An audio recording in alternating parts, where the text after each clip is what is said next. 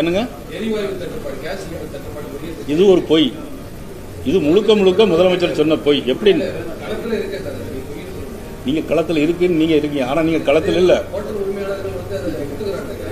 நான் சொல்றேன் கேளுங்க. அதாவது கேஸ் சிலிண்டர் எப்படின்னா, ஒரு ஆளுக்கு ஒரு சிலிண்டர் கொடுக்கும்போது 20 நாள் கழிச்சு தான் புக் பண்ண முடியும்.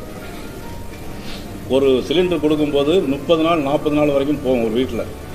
20 நாள் கழிச்சு தான் புக் பண்ண முடியும் சர்வர்.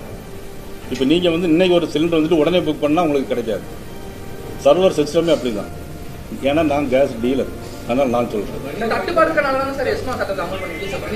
தட்டுப்பாடில் எங்கேயுமே கிடையாது. சிலிண்டர் இப்போ நீங்கள் உங்களுக்கு 20 நாளைக்கு உள்ள சிலிண்டர் வேணுமா நான் தரேன் உங்களுக்கு.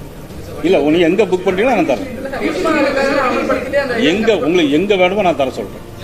ஆந்திரா, கர்நாடகா போன்ற மாநிலங்களில் ஹோட்டல்களில் சிலிண்டர் தட்டுப்பாட்டால் 15 வகையான உணவு கொடுக்கறதுல 2 வகையான உணவை குறைச்சிருக்காங்க. இதுக்கும் சிலிண்டர் தட்டுப்பாடு. அதான் ஹோட்டலில் உணவு குறைச்சதுக்கும் சிலிண்டருக்கும் சம்பந்தமே கிடையாது. இதை நீங்கள் இப்படி இல்லை நீங்கள் இப்படிலாம் கேள்வி கேட்டீங்கன்னா உங்கள் கேள்வியில் அர்த்தம் இருக்கா, என்னுடைய கேள்வியில் அர்த்தம் இருக்கான்னு. இல்லை ஒரே நிமிஷம். ஹோட்டலில் அவ ரேட்டு எவ்வளோ போட்டிருக்காங்க, எவ்வளவு எத்தனை ஐட்டங்களுக்கு ரேட் எவ்வளவு, குறைச்சதுக்கு ரேட் எவ்வளவு, நீ அதை பார்க்கணும் இல்லையா? அது அன்னைக்கு அங்கே மாதிரி எதிர்கட்சிக்காரங்க எழுதி போட்டிருப்பாங்களா இருக்கும்.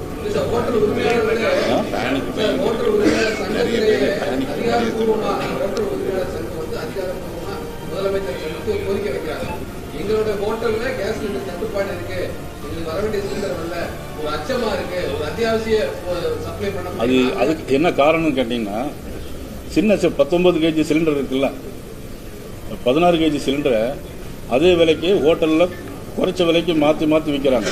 ஒரு சிலிண்டர் திருட்டுக்காக சில சிஸ்டங்கள் வச்சுருப்பாங்க.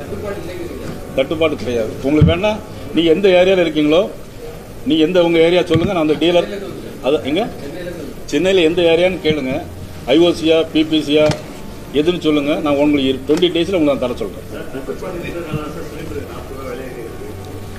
அதாவது இன்னைக்கு உலகம் போர் நடக்குது. நம்ம இந்தியாவை பொறுத்தவரை பொருளாதாரம் எங்கேயுமே கிடையாது. பொருளாதார கட்டுப்பாடோ நெருக்கடியோ கிடையாது. இன்னைக்கு எல்லா ஆயில் விலை கூடியிருக்கு.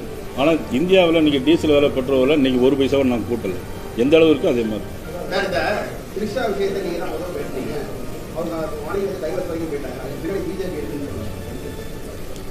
சார், பெண்களை பற்றி பேசக்கூடாது, நம்ம ஏற்கனவே அன்னைக்கு பேசிட்டோம். அதோட முடிச்சுக்கலாம். என்னங்க சார், அதிமுக தனித்தான் ஆட்சி அமைக்கும். நிச்சயமா நாங்கள் அது எங்களுக்கு இப்போதான் பண்ணிட்டு இருக்கிறோம். நிச்சயமா பிஜேபி சார்பாகவும் தேர்தல் வாக்குறுதிகளை தனியாகவும் கொடுப்போம், என்டிஏவோட சேர்ந்தும் கொடுப்போம். நான் இப்போதான் நான் பதில் சொல்லி முடித்தேன். இல்லை இப்போதான் பதில் சொல்லிட்டேன்.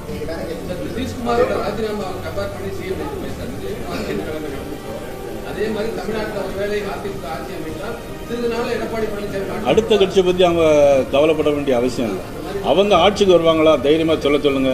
503 தேர்தல் அறிக்கை சொல்லியிருக்கிறோம், நாங்கள் இத்தனை நிறைவேற்றி இருக்கோம்.